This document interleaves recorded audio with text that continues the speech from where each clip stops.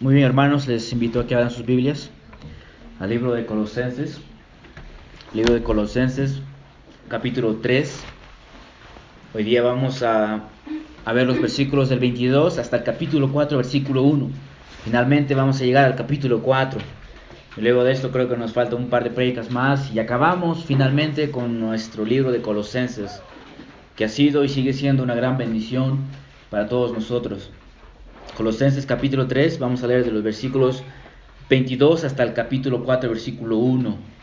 Hemos estado viendo estas 2, 3, 4 semanas, creo, los diferentes roles de los miembros de los hogares, ¿cierto? Hemos visto las responsabilidades de los esposos y las esposas, de los hijos y los padres, y ahora vamos a ver las responsabilidades de los esclavos y los amos. ¿Okay? Que recuerden que en este tiempo los esclavos eran miembros de la familia, eran parte de la familia. Por esto Pablo está escribiendo también a los esclavos. El sermón de esta mañana es esclavos y amos y la ética laboral. Esclavos y amos y la ética laboral. Vamos a leer los versículos, como dije, del 3:22, empezando en el versículo 22. Las Sagradas Escrituras dicen así: siervos, obedecer en todo a vuestros amos en la tierra, no para ser visto como los que quieren agradar a los hombres, sino con sinceridad de corazón, temiendo al Señor.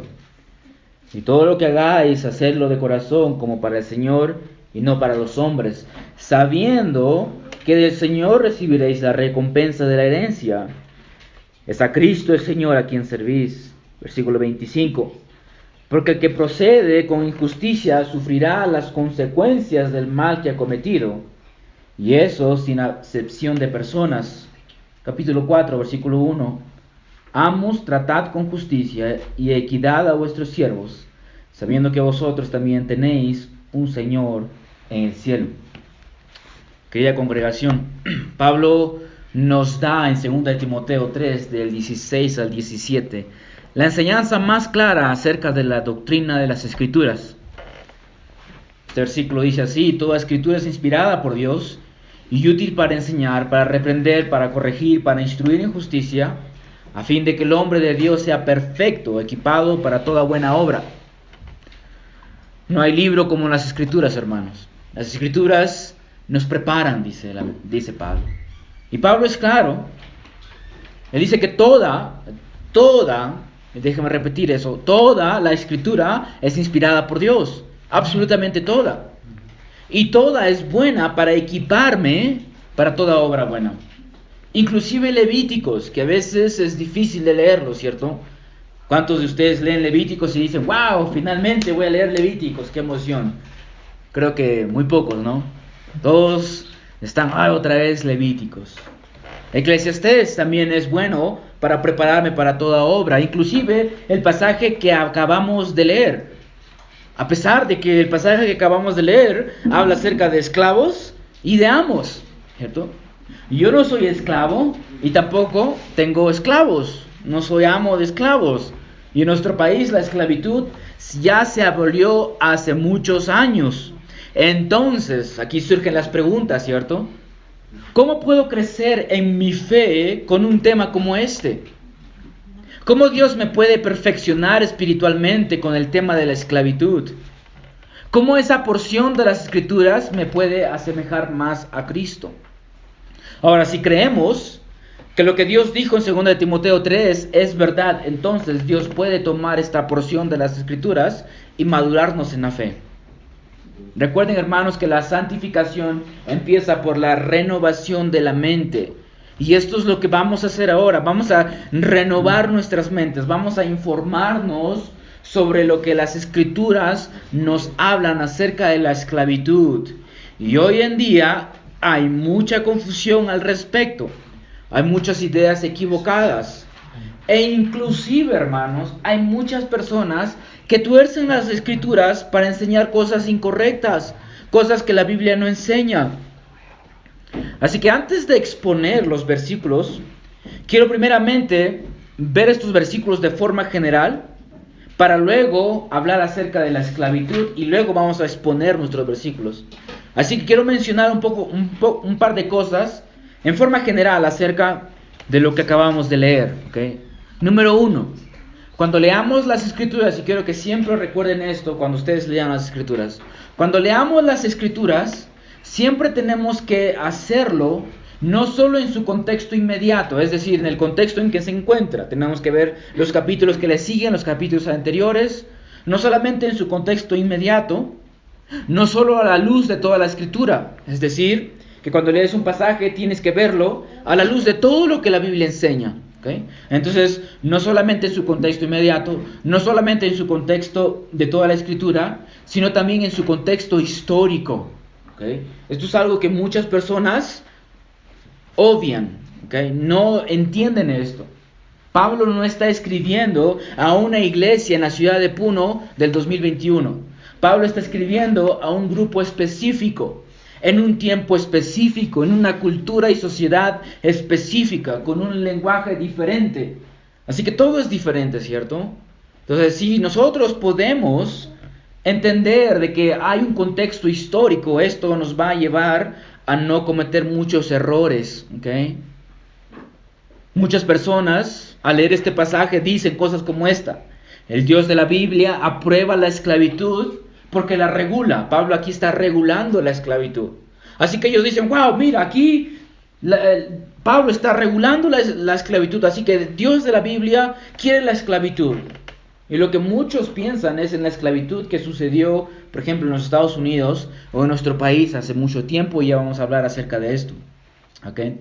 También se ha usado las Escrituras en el tiempo de la esclavitud de los Estados Unidos como una excusa para tener esclavos y abusar de ellos. ¿Okay? En el sur de Estados Unidos veo muchas personas que eran cristianas y utilizaban las Escrituras para decir: la esclavitud está bien, así que yo puedo hacer lo que yo quiera con mi esclavo, es mi propiedad. Y cometían atrocidades utilizando las Escrituras porque no entendían el contexto histórico. Número 2, noten que Pablo dice más palabras a los esclavos, ¿cierto? Él solamente dice un solo versículo para los amos. Y lo más probable de la razón de esto es que había un esclavo en esta iglesia llamado Onésimo, ¿se acuerdan de él? Hablamos al principio de nuestra exposición de Colosenses. Onésimo había huido de su amo, Filemón, que era miembro en esta iglesia. ¿Okay? Así que lo más probable es que Pablo tenga en mente esto, por esto Pablo esté escribiendo más a los esclavos que a los amos. Número 3, noten que Pablo muestra claramente que tanto el esclavo como el amo tienen un señor. Es decir, que ambos son esclavos en cierto sentido, que ambos delante del Señor son iguales y ambos están llamados a obedecer al Señor. Esto nos muestra, hermanos, que Dios no hace acepción de personas, que todo creyente delante de Él es igual de valor, tiene el mismo valor delante de Él. ¿Okay? Número 4, Pablo no está escribiendo sobre la esclavitud como algo que él aprueba o como algo que él condena. En ninguna parte hemos leído, ¿cierto?, que lo condena y tampoco que lo aprueba. Él es neutral acerca de esto. Pablo está escribiendo para regular el comportamiento de los amos y los esclavos. Ahora, la esclavitud a la que Pablo está haciendo referencia es una esclavitud diferente a la que nosotros tenemos en mente. ¿Okay? Hablemos acerca de la esclavitud entonces. En los tiempos de Pablo, la esclavitud era parte del mundo económico y social. ¿Okay? Los esclavos producían mucho para el gobierno. Un autor dijo que lo más probable es que la tercera parte de la población en ciudades como Colosas hubieran sido esclavos. Muchos de estos esclavos eran esclavos por voluntad propia. Ellos se vendían como esclavos porque eran muy pobres y no podían mantenerse a sí mismos ni mantener a su familia. Así que ellos se entregaban a la esclavitud. ¿Okay? Pero también habían esclavos a la fuerza en estos tiempos, en el mundo grecorromano. Esto implica que los cristianos en ese entonces no hubieran dado tanta atención a algo como la esclavitud, porque era tan normal y muchos esclavos tenían derechos. Vamos a ver eso también. ¿Okay?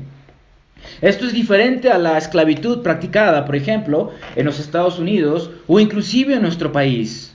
En nuestro país estuve viendo un documental acerca de la esclavitud aquí y se traían esclavos de África a la fuerza. Se iba al África y se robaba a estas personas y se los traía en barcos hasta el Perú. Y en el Perú se los vendían como si fuera una propiedad. Y se los maltrataban y no tenían derecho alguno. ¿Okay? Hermanos, la Biblia está en contra de este tipo de esclavitud. De hecho, la Biblia condena esto. Éxodo 21:16. El que secuestra a una persona, ya sea que lo venda o sea hallada en su poder, ciertamente morirá. Si alguien secuestraba a una persona en el Antiguo Testamento, la persona que lo ha secuestrado tenía que ser puesto a muerte. Tenían que matarlo. Así que Dios no aprobaba este tipo de esclavitud. ¿Okay? Número 2, la esclavitud en los tiempos de Pablo no estaba basada en la raza de la persona. ¿Okay? Aquí en Perú, los esclavos eran negros, eran de África. Pero en el tiempo greco-romano habían esclavos blancos, negros, azules, morados. Los podías encontrar de cualquier color y de cualquier nación. No estaba basada en la raza. Número 3, habían esclavos en los tiempos de Pablo que eran profesores, abogados, doctores. No todos, pero algunos de ellos tenían profesión y enseñaban a los hijos de los que tenían de las casas en donde ellos trabajaban. Número 4, en el mundo greco-romano los esclavos eran tratados bien, aunque no todos, ¿ok? Porque representaban una parte importante de la economía. ¿Okay? Algo diferente sucedía aquí en el Perú.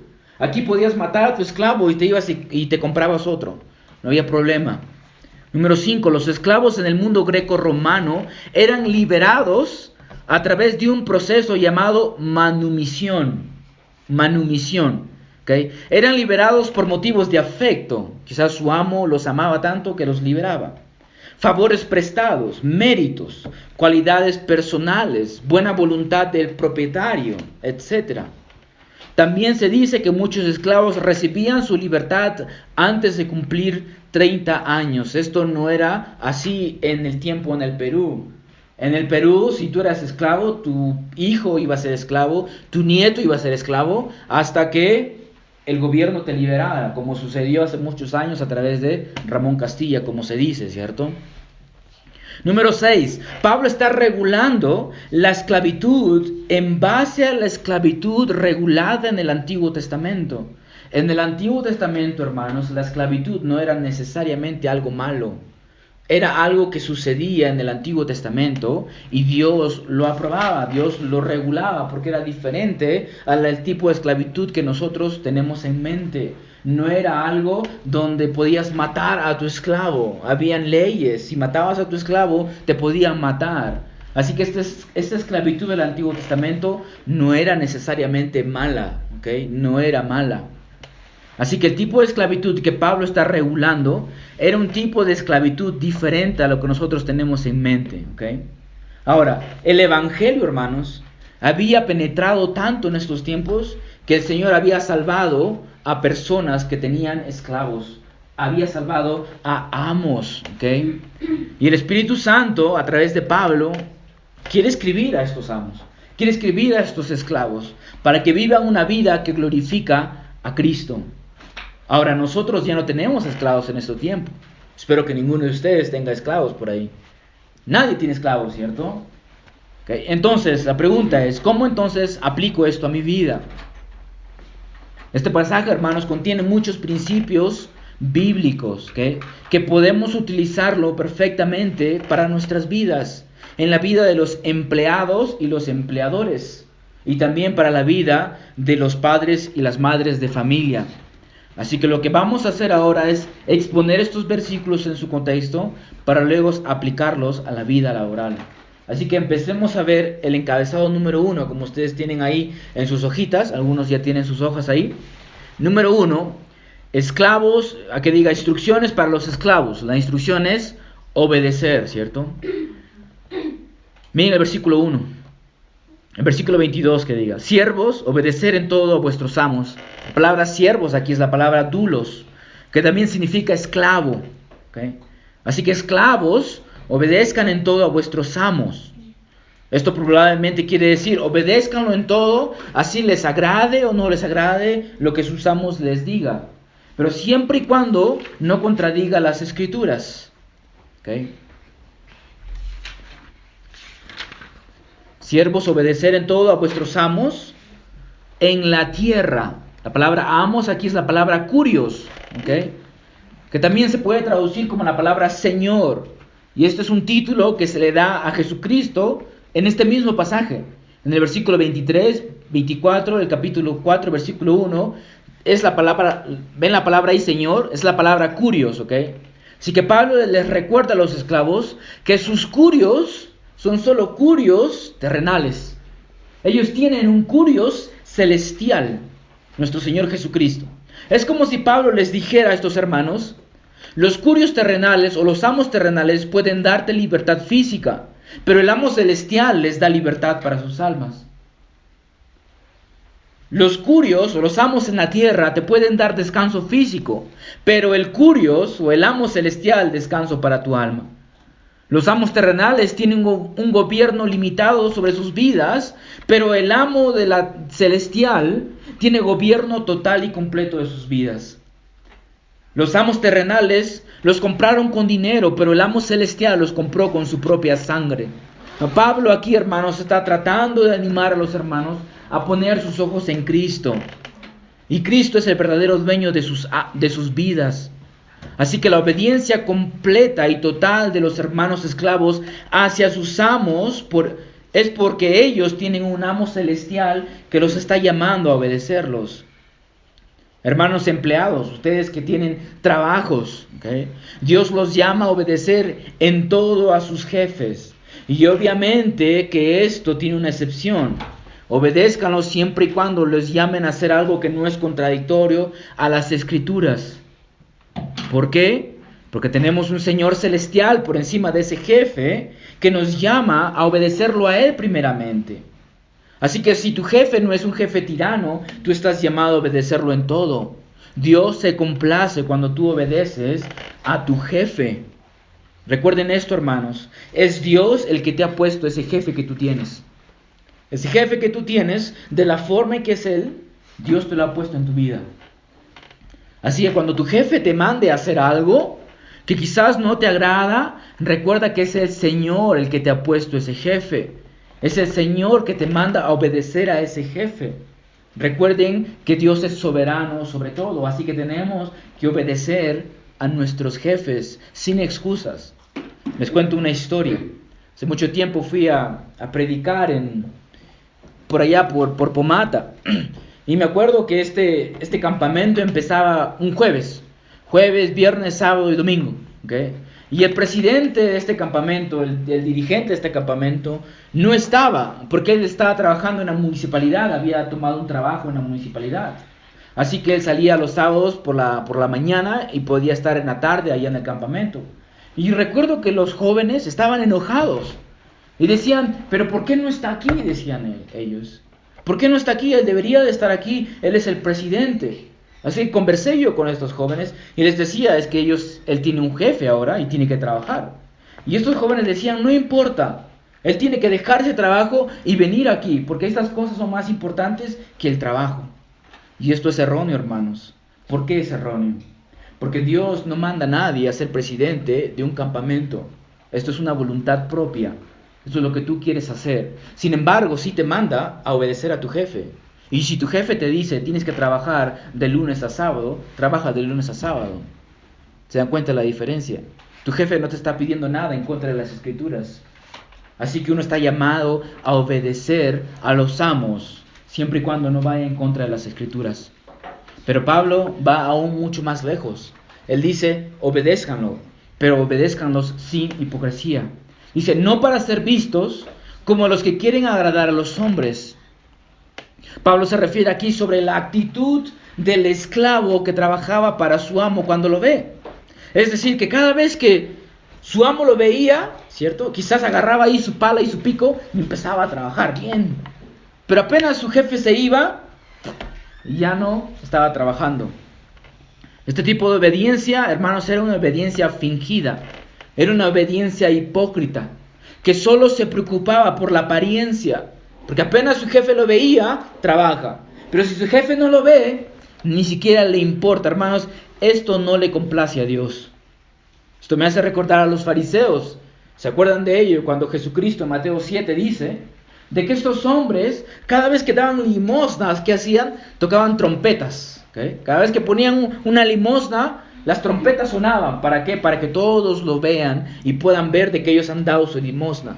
Cuando ellos ayunaban, cuando terminaban de ayunar, se iban a las calles cabizbajos, con su cabello desordenado. Entonces imagínense, caminando así por las calles. ¿Para qué? Para que les pregunten, ¿por qué está así, hermano? Y él pueda decir, ¿por qué ha ayunado? O también se iban, dice, a las esquinas de las calles y empezaban a orar en voz alta en las esquinas de las calles. ¿Para qué? Para que todo ojo lo vea y pueda ver de que él es una persona que complace a Dios, una persona santa, una persona buena. Noten que estas personas daban limosna, ¿cierto? Oraban, ayunaban, hacían cosas buenas, pero ¿cuál era su intención? La intención era que los vean nada más, de que vean de que ellos eran buenas personas. Esto es lo que Pablo está hablando.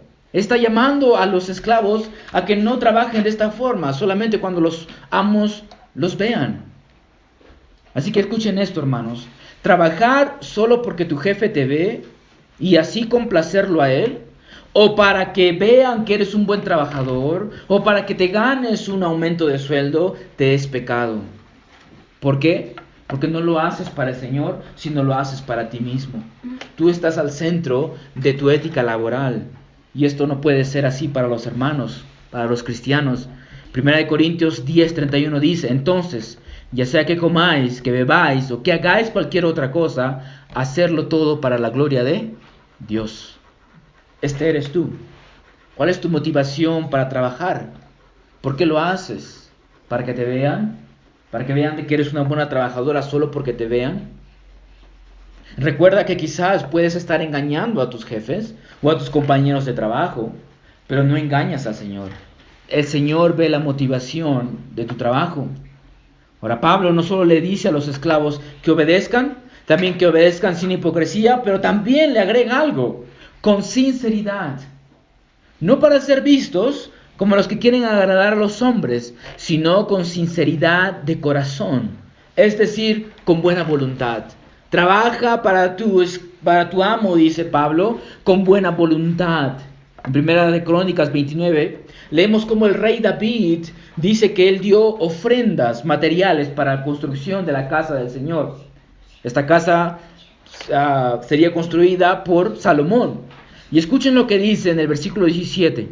Sabiendo yo, Dios mío, que tú pruebas el corazón y te deleitas en la rectitud, yo he ofrecido voluntariamente de mi corazón, y ahora he visto con alegría a tu pueblo, que estás aquí, haces tus ofrendas a ti voluntariamente. Dice que en la integridad de su corazón, él ha entregado cosas al Señor. Este es el tipo de obediencia que nosotros tenemos que dar a nuestros jefes. Pablo les recuerda a los hermanos esclavos que ellos deben de servir y obedecer con sinceridad. Y noten, hermanos, que Pablo no dice que lo hagan de buena voluntad siempre y cuando, ¿cierto? Él no dice eso. Pablo no dice, hermanos, esclavos, obedezcan con sinceridad siempre y cuando sus amos sean buenos con ustedes. Siempre y cuando les hablen bonito. Siempre y cuando les digan, bien hecho, buen trabajo. Pablo no dice esto, ¿cierto? Pablo no pone ningún siempre y cuando a la actitud de los esclavos. Creo que ya pueden ver cómo podemos aplicar esto a nuestra vida laboral, ¿cierto? Entiendo que no todos acá tenemos jefes que son buena gente, pero creo que casi la mayoría de sus jefes, por lo que he hablado con ustedes, son buenos, ¿okay? Pero si no son buenos, no tienen excusa para no trabajar con ellos con sinceridad de corazón. Y escucha esto. Tu jefe no te pide que trabajes para él con sinceridad de corazón, ¿cierto? Tu jefe no te dice, obedéceme con sinceridad de corazón. A él ni le importa tu actitud. ¿Quién te está mandando a que obedezcas así? Jesucristo. Jesucristo te manda a que obedezcas a tu jefe con sinceridad de corazón. Y hermanos, esto podría traer mucha gloria a Dios. Escucha lo que dice Tito 2, del 9 al 10. Exhorta a los siervos a que se sujeten a sus amos en todo, que no sean complacientes, no contradiciendo, no defraudando, sino mostrando toda buena fe, para que adorne la doctrina de Dios nuestro Salvador en todo respecto. Un creyente que no obedece a su jefe con corazón sincero, hermanos, cuando está enojado, de mala gana, molesto, podría causar que el nombre de Cristo sea blasfemado. ¿Alguna vez han escuchado esto? ¿Y así eres cristiano? ¿Y así vas a la iglesia? Mira cómo te comportas en el trabajo. Mira cómo obedeces al jefe. Podría causar esto, ¿cierto? Blasfemia en nombre de Cristo. Recuerda esto. En todo lo que hagas en tu trabajo, el nombre de Cristo va acompañado. El nombre de Cristo va acompañado. No solamente eres tú, es Cristo el que va contigo. Y si lo haces de mala gana, el nombre de Cristo va a ser blasfemado. Ahora Pablo agrega a esta obediencia el temor del Señor. No para ser vistos como los que quieren agradar a los hombres, sino con sinceridad de corazón, temiendo al Señor. Es decir, que nuestra obediencia debe ser ofrecida a la luz de nuestro temor o reverencia al Señor. El temor al Señor es un sentido de temor apropiado en la presencia de Dios, con sumisión a su voluntad. Es decir, que la obediencia a la que Pablo está llamando a los hermanos esclavos es una obediencia a causa o promovida por el temor que nosotros tenemos por el Señor. Si tú temes al Señor, entonces esto debe de guiarte a la obediencia a tu jefe. Cuando la obediencia que debes a tu jefe sea promovida por tu temor al Señor, tú darás gloria a Dios. Entonces deja que ese temor hacia tu Dios te lleve a obedecer. Recuerda que Él es primariamente a quien estás obedeciendo. Ahora, parecería suficiente con lo que Pablo ordena a los esclavos, ¿cierto? Dice que lo obedezcan en todo, que lo obedezcan con sinceridad de corazón, que los obedezcan temiendo. Y Pablo agrega algo más a esto. Mira el versículo 23. Y todo lo que hagáis, hacedlo de corazón como para el Señor y no para los hombres. Esta palabra corazón aquí también puede ser traducido como la palabra alma. Tanto la palabra alma como la palabra corazón indican la verdadera y auténtica persona interior. Algo hecho desde el alma es algo hecho desde el corazón de la persona. Es decir, que la obediencia no solamente se hace de buena voluntad, sino con todo el ser, con todas las fuerzas. Esta es la obediencia desde el alma. Y Pablo dice que este tipo de obediencia que se le da a los amos es como para el Señor, como si estuvieras trabajando para Él, sirviendo a Él mismo. Pablo pone a Cristo como el amo principal de los esclavos. Esto debió haber sido un gran incentivo para los esclavos, hermanos, ¿cierto? De que su obediencia que ellos dan a sus amos es en realidad obediencia a Dios, a Cristo. Así que, hermanos míos, tenemos que siempre vivir con la constante realización que nosotros estamos trabajando para el Señor y no para simple mortales, para simple humanos. Así que sirvan a sus jefes como si estuvieran sirviendo al Señor Jesucristo. Les hago una pregunta, hermanos. ¿Cómo trabajarían ustedes para el Señor Jesucristo? Si Jesucristo estuviera aquí en la carne y te dice, Emma, ven a trabajar a mi casa. O Emma, quiero contratarte para hacer esto. ¿Cómo servirías? ¿Cómo servirían cada uno de ustedes? ¿Dirían acaso, ¿por qué me manda a mí? Siempre a mí. Mande allá a Juanito. Él no está trabajando, yo siempre estoy ocupado. ¿Dirían eso a Jesucristo?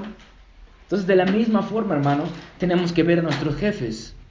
De que es a Cristo a quien servimos. De que es Cristo el que me está llamando a obedecerlo. Y quizás no les guste lo que sus amos les digan, ¿cierto? O sus jefes les digan. Pero tenemos que hacerlo como si el Señor nos estuviera llamando a hacerlo.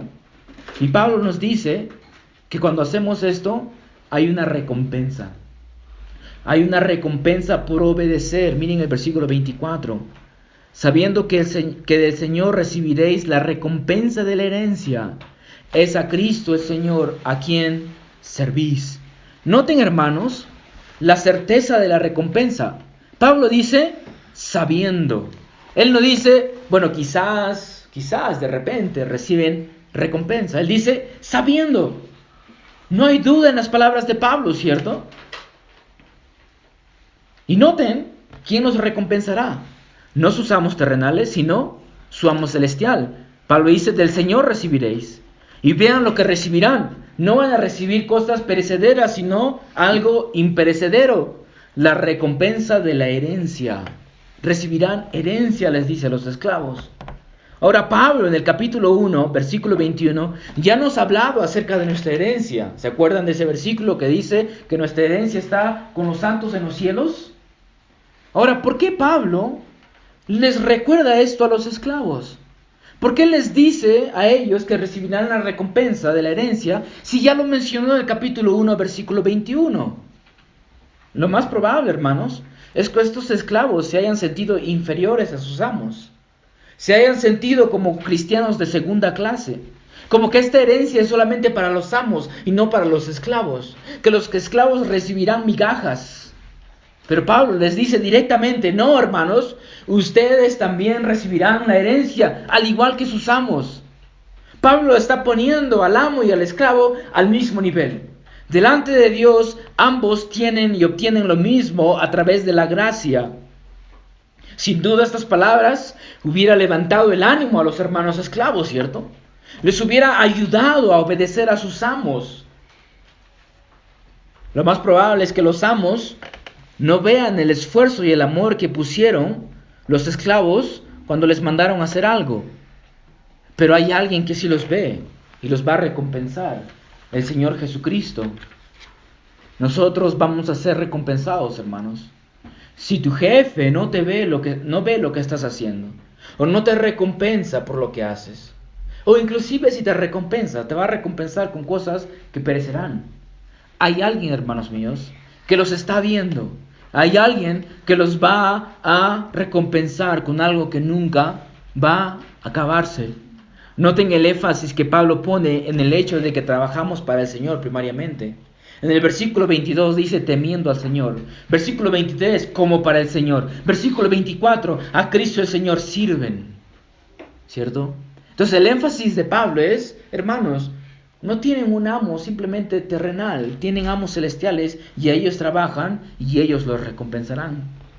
Y por cierto, todo esto, hermanos, es aplicable para los empleados. ¿Ok? Que tienen un jefe formal. También es aplicable para las madres de familia. Las madres de familia, hermanas mías, cuando ustedes estén cambiando pañales, cuando ustedes estén disciplinando, cuando estén ustedes criando a sus hijos, quizás nadie los ve, quizás nadie les dice gracias, pero recuerden esto, hay alguien que los está viendo y ese amo celestial los va a recompensar. Cuando estén cocinando y estén cansados porque tienen que cocinar el desayuno, el almuerzo, la cena. Hermanas, hay alguien que las ve y alguien las recompensará, nuestro Señor Jesucristo. Ahora, así como hay una recompensa por obedecer, también hay una penalidad por no obedecer. Miren el versículo 25. Porque el que procede con injusticia sufrirá las consecuencias del mal que ha cometido. Y eso sin acepción de personas. ¿Okay? Hay diferencias de opiniones en cuanto a este versículo. ¿Okay? Algunos comentaristas dicen, ¿a quién se está refiriendo Pablo aquí? ¿A los esclavos o a los amos? O quizás a ambos. Y yo creo, hermanos, que se refiere aún a los esclavos, que le sigue hablando a los esclavos. Les está advirtiendo a estos esclavos. ¿Y por qué creo que esto es la forma en que deberíamos de entenderlo? Porque el contexto histórico de la carta quizás nos sugiere esto. La mayoría ya sabe, cuando Pablo estuvo en la prisión, él conoció a Onésimo, ¿ok? Y Onésimo era esclavo de Filemón, como había dicho. Filemón era miembro en esta iglesia, también Onésimo era miembro, ¿ok? Onésimo se convierte al Señor cuando estaba en la cárcel con Pablo. Parece que Pablo le comparte el evangelio y Onésimo llega a conocer al Señor. Se convierte al Señor. Y cuando Onésimo sale de la carta, ¿qué hace Pablo? Le escribe una carta a Filemón, su amo. Y se lo da a Onésimo. Y dice, Onésimo, lleva esta carta a tu amo Filemón. Y esta es la carta a Filemón. Ahí ustedes pueden leer lo que Pablo escribió. ¿Okay? Parece ser, hermanos, Bueno, en esta carta Pablo le dice a Filemón que acepte a Onésimo y que ya no lo considere como esclavo, sino como su hermano amado. Y si en algo Onésimo le ha perjudicado o le debe algo, que lo cargue a su cuenta, dice Pablo. Lo más probable es que Onésimo haya robado dinero a Filemón y haya huido con este dinero. ¿Okay? Pero después de un tiempo, Onésimo se convierte al Señor y regresa a su amo y su cuenta ya está pagada. Ahora imagínense la reacción de los demás esclavos en esta iglesia. Espera un momentito. O sea, Onésimo roba a su amo, se va, se convierte al Señor, regresa y su deuda está perdonada. No hay ningún problema. Si le salió bien a Onésimo, también me saldrá bien a mí. Mi amo va a tener que aceptarme porque es cristiano y yo soy cristiano. Así que yo puedo hacer lo mismo que Onésimo hizo. Entonces Pablo quizás se pone a pensar, esto va a causar problemas en el gallinero, ¿cierto? Esto va a causar problemas entre los hermanos. Quizás los esclavos van a querer rebelarse y van a querer actuar injustamente con sus amos. Así que Pablo les escribe y les dice, hermanos esclavos, no obren de esta forma con sus amos. No sean injustos con ellos. Dios no hace acepción de personas. Así que si eres esclavo, eres libre, Dios te juzgará por actuar mal. Recuerden, hermanos míos, que nuestro Dios es un Dios de misericordia, pero también es un Dios de juicio. Y Dios no permite este tipo de comportamiento con los esclavos. Por esto Pablo les da una advertencia a los esclavos. Dios los va a juzgar si ustedes actúan de esta forma contra sus amos. Y hasta aquí, hermanos míos, hemos visto las instrucciones para los esclavos que se aplica hoy en día para los empleados, para aquellos que tienen jefes. Veamos el encabezado número 2. Instrucciones para los amos. Y esas instrucciones es el buen trato. Pablo llama al buen trato de los esclavos. Versículo 1 del capítulo 4. Amos, tratad con justicia y equidad a vuestros siervos, sabiendo que vosotros también tenéis un Señor en el cielo. Okay. Pablo no solo se dirige a los esclavos, pero también a los amos. Y les recuerda a los amos a tratar con justicia e equidad a sus esclavos. En el capítulo paralelo, en Efesios capítulo 6, versículo 9, Pablo le dice a los amos que dejen las amenazas. Parece ser que algunos amos ahí estaban amenazando a sus esclavos. Así que Pablo está llamando a los amos a que traten bien a sus esclavos, a que no sean duros con ellos, a que los traten como ellos quieren ser tratados por su Padre Celestial. Y la razón de este buen trato, dice Pablo, es que ellos también tienen un Señor, tienen un amo. Pablo les recuerda que ellos también son esclavos y que tienen un gran amo. Y que si quieren ser tratados por este amo con justicia y equidad, ellos también deben de tratar así a sus esclavos. Aquí hay un principio que podemos aplicar a aquellos que tienen empleados, aquellos que tienen un negocio, ¿okay? O aquellos que tienen diferentes trabajadores a su cargo. Quizás hay hermanos entre nosotros que tienen empleados debajo de ellos y no necesariamente son los jefes. Okay, el principio aquí es, hermanos, que Dios llama a los empleadores a tratar con compasión, con paciencia, con bondad a sus trabajadores, a no ser duros con ellos, a reflejar el carácter de Cristo con los empleados. Quizás algo que podamos recordar es la regla de oro. ¿Se acuerdan de esto? Jesucristo mencionó esto en Mateo 7:12. Por eso, todo cuanto queráis que hagan los hombres, así también haced vosotros con ellos. Por eso, todo cuanto queráis que los hombres hagan con ustedes, así también haced vosotros con ellos.